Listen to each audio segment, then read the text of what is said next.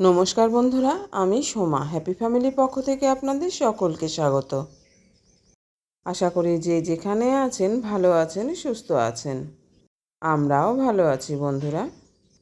আর তাই তো প্রতিদিনের মতো আজও চলে এসেছি আমি একটা নতুন ধরনের রেসিপি নিয়ে।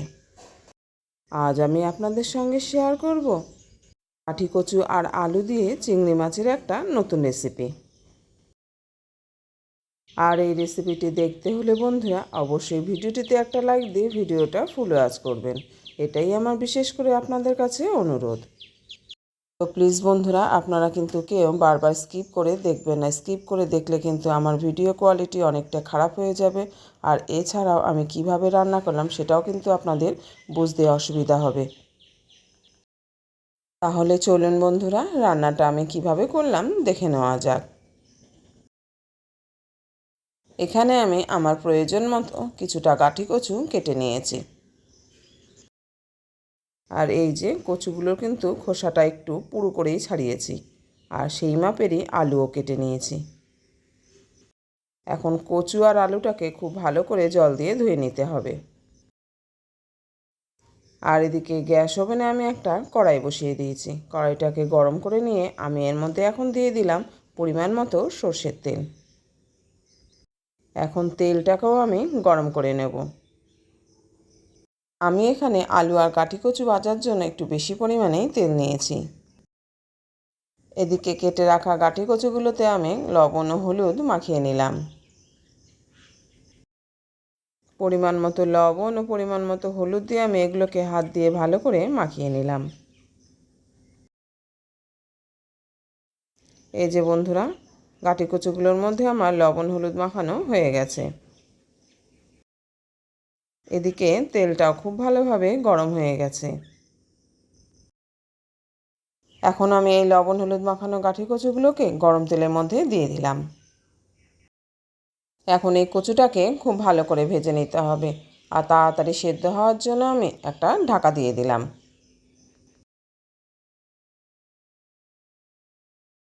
আর বেশ কয়েকবার আমি ঢাকাটা খুলে কিন্তু মাঝে মাঝে কচুগুলোকে নেড়ে দিয়েছি। এখন গাঁঠি কচুগুলো ভালোভাবে ভাজা হয়ে গেছে। এখন আমি এগুলোকে একটু সাইড করে দিয়ে দেবো কেটে ধুয়ে রাখা আলুটাকে।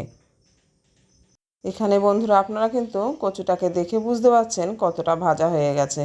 এখন এই কচুটাকে সাইড করে রেখে আমি আলুগুলোকে দিয়ে দিলাম। আলু দিয়ে এর সঙ্গেই আমি দিয়ে দিলাম পরিমাণ মতো লবণ। এখন সবগুলোকে একসঙ্গে আবার ভালো করে ভেজে নিতে হবে। এই যে বন্ধুরা, লবণটা আমি আলুগুলোর সঙ্গে মাখিয়ে নিয়ে আবারও সবগুলোকে একসঙ্গে নেড়েচেড়ে দিলাম।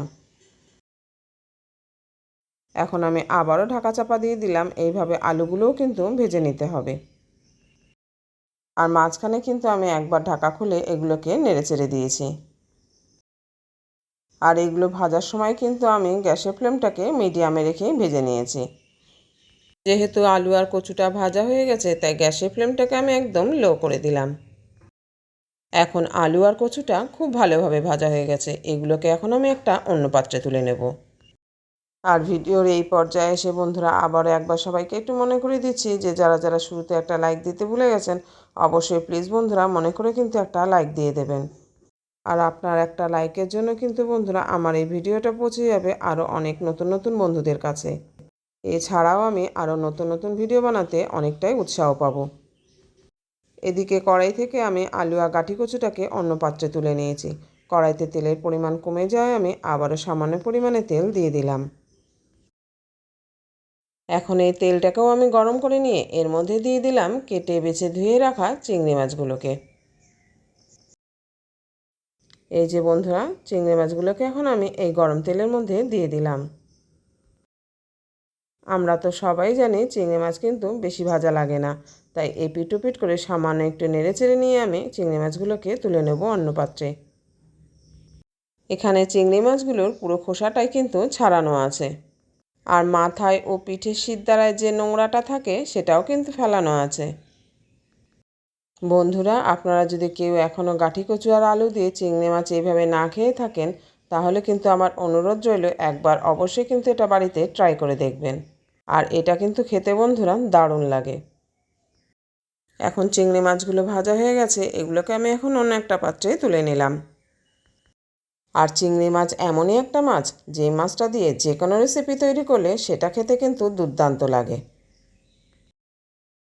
এই যে বন্ধুরা, সব কটা মাছগুলোকে আমি এখন অন্য পাত্রে তুলে নিলাম। আর কড়াইতে তেলের পরিমাণ একদম কমে যায়, আমি আবারও একটু সর্ষের তেল দিয়ে দিলাম।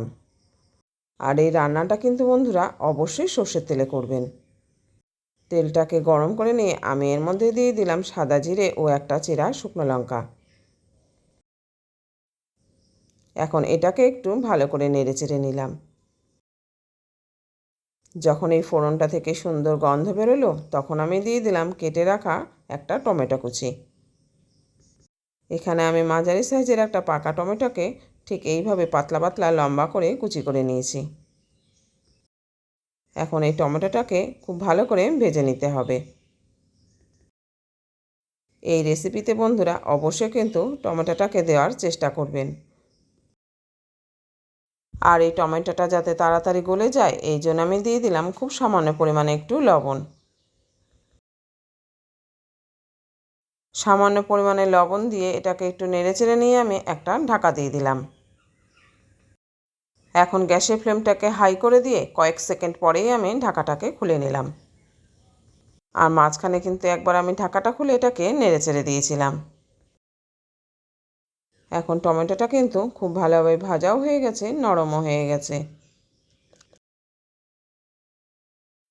এবার আমি দিয়ে দিলাম এর মধ্যে আগে থেকে করে রাখা আমার পেঁয়াজ আদা রসুনের পেস্টটি।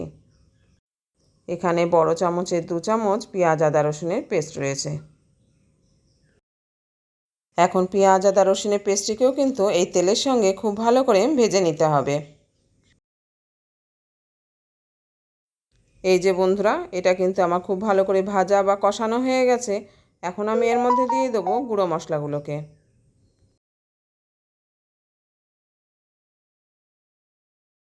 আর এখানে আমি গুঁড়ো মশলাগুলোকে নিয়ে নিয়েছি।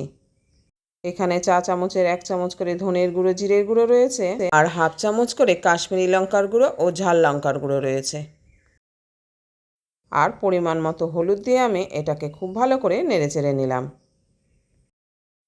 এখন এই মশলাটা কিন্তু খুব ভালো করে এখানে কষিয়ে নিতে হবে। মশলা ভালো কষানো হলেই তবেই কিন্তু তরকারির টেস্ট উঠবে। আমার এখানে মশলাটা খুব ভালোভাবে কষানো হয়ে গেছে। এখন আমি মশলার বাটিটা ধুয়ে দিয়ে দিলাম সামান্য পরিমাণে জল। জল দিয়ে আমি এটাকে আবারও একটু কষিয়ে নেব। এই যে বন্ধুরা, জল দিয়ে কিন্তু আমি এটাকে আবারও ভালো করে কষিয়ে নিলাম। এখন আমি এর মধ্যে দিয়ে দেবো ভেজে রাখা আলু আর গাঁটি কচুটাকে। এই যে ভেজে রাখা আলু আর গাঁটি কচুটাকে আমি এখন মশলার মধ্যে দিয়ে দিলাম। এখন মশলার সাথে এটাকে কিন্তু ভালো করে নেড়েচেড়ে মিশিয়ে নিতে হবে। আর বেশ কিছুটা সময় ধরে আমি আলু আর গাঁটি কচুটাকে মশলার সঙ্গে কিন্তু কষিয়ে নিলাম। এখন এটা খুব ভালো করে কষানো হয়ে গেছে। এর মধ্যে এখন আমি দিয়ে দিলাম আগে থেকে করে রাখা গরম জল। কচুর রেসিপিতে কিন্তু বন্ধুরা গরম জল দেওয়ার চেষ্টা করবেন, তাহলে কিন্তু আর গলায় ধরার ভয় থাকবে না। আর ঠান্ডা জল দিলে কচুগুলো কিন্তু শক্তও হয়ে যেতে পারে। আর আপনারা তো জানেন আমি সবসময় রান্নায় গরম জল দেওয়ারই চেষ্টা করি। তাই এখানে যে যেরকম গ্রেভি রাখবেন সেই পরিমাণেই গরম জল দিয়ে দেবেন। এখানে পরিমাণ মতো গরম জল দিয়ে আমি আবারও কড়াইটাকে ঢেকে দিলাম। এখন 5 থেকে 7 মিনিট এটাকে হাই ফ্লেমে খুব ভালো করে ফুটিয়ে নেব।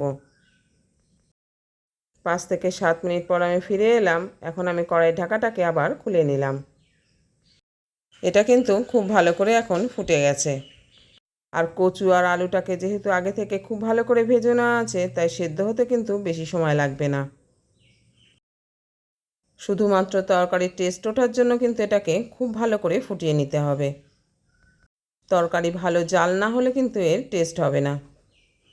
এখন আমি ঝোলে লবণের পরিমাণটা চেক করে নিলাম। লবণ কম থাকায় আমি আবারও দিয়ে দিলাম পরিমাণ মতো লবণ। লবণ দিয়ে আমি আবারও এটাকে নেড়েচেড়ে আবারও একটু ঢাকা দিয়ে রাখবো, যেহেতু ঝোলের পরিমাণটা আমার একটু বেশিই আছে। এই যে বন্ধুরা, ঝোলটাকে আবারও 2 মিনিট আমি খুব ভালো করে ফুটিয়ে নেব। ফিরে এলাম ঠিক 2 মিনিট পর। 2 মিনিট পর এসে আমি ঢাকাটা খুলে নিলাম। আর কড়াইয়ের ঢাকাটা খুলে আমি এর মধ্যে দিয়ে দিলাম 1/2 চামচ মতো ঘি। ঘি দিয়ে এটাকে একটু নেড়ে চেড়ে দিলাম। আর ঘি যেহেতু দিয়েছি, এর মধ্যে এখন আমি দিয়ে দিলাম 1/2 চামচ গরম মশলা। ঘি আর গরম মশলার জন্য কিন্তু বন্ধুরা এটা খেতে আরও টেস্টি হবে। এখন আমি ভেজে রাখা চিংড়ি মাছগুলোকেও দিয়ে দিলাম। এখন আবারও সবগুলোকে একসঙ্গে ভালো করে খুন্তি দিয়ে নেড়ে দিলাম। এখন আমি একটা হাতার পিছন পিঠটা দিয়ে কয়েকটা আলুকে আমি এইভাবে ম্যাশ করে দিলাম, যাতে তরকারি গ্রেভিটা একটু গাঢ় হয়। 3-4 টুকরো আলু আর কচুকে আমি হাতার পিছন সাইডটা দিয়ে ঠিক এইভাবে ম্যাশ করে দিলাম।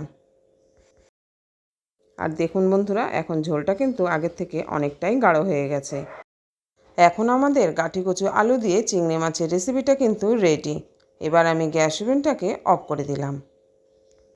আর এটাকে নামিয়ে নেব আমি এখন সার্ভিং বলে।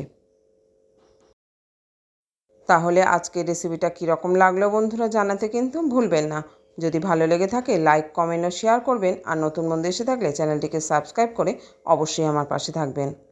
আর সাবস্ক্রাইব করার সময় পাশে থাকা বেল বাটনের অল অপশানটা কিন্তু সিলেক্ট করে রাখবেন। তাহলে যখনই কোনো আমি নতুন ভিডিও আপলোড করব, সঙ্গে সঙ্গে তার নোটিফিকেশান আপনি পেয়ে যাবেন। আর আপনি আপনার সময় মতো সেটাকে দেখে নিতে পারবেন। আর আজকের রেসিপিটা যদি পছন্দ হয়ে থাকে বন্ধুরা, তাহলে কিন্তু অবশ্যই বাড়িতে একবার হলেও ট্রাই করে দেখবেন। আজ তবে এই পর্যন্ত বন্ধুরা, দেখা হচ্ছে পরের ভিডিওতে অন্য কোনো রেসিপি নিয়ে। আপনারা ভালো থাকবেন, সুস্থ থাকবেন আর এইভাবেই আমার সঙ্গে থাকবেন। আর এত সময় ধৈর্য সহকারে যে সকল বন্ধুরা রয়েছেন তাদের অসংখ্য ধন্যবাদ ভিডিওটা ফুল ওয়াচ করার জন্য।